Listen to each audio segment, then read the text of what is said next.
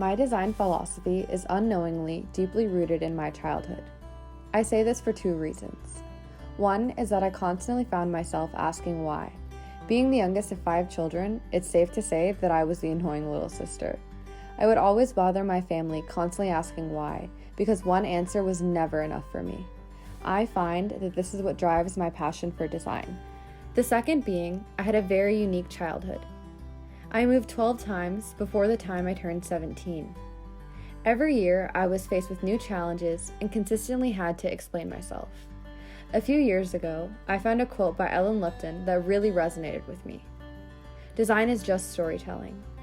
I truly found solace in this quote because it just made sense. I was doing something unintentionally all these years that design had been built upon. As I moved a lot, I always had to make sense of things and grasp onto what the situation was and reflect and progress each year. No matter what part of the globe I was in, I always tried to find the beauty in the chaos. This concept is what I believe design is fundamentally about. With that said, my design process is simply put, a mess. I love the mess. If anything, I find comfort in that mess. The mess is familiar to me, and rather than running away from it, I run towards it.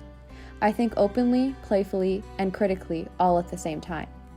I do this by doodling, quick jotted notes, immediate research, coffee, more doodling, and of course, more coffee.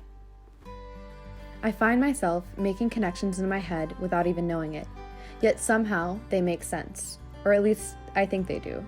I go into design spaces with different ways of thinking and try to choose the best way once I've done enough thorough research.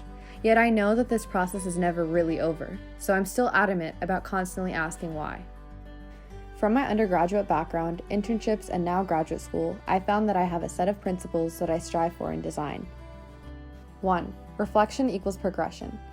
This is the most important principle for me because I believe all good designers have to be self-aware. The more we learn about ourselves, the more we can grow, and thus become better designers. 2. Importance of storytelling. I think we all like feeling like we're heard, even if we haven't said anything. Storytelling, in a way, speaks to a user on a deeper level, thus creating a stronger connection. 3. Design with purpose.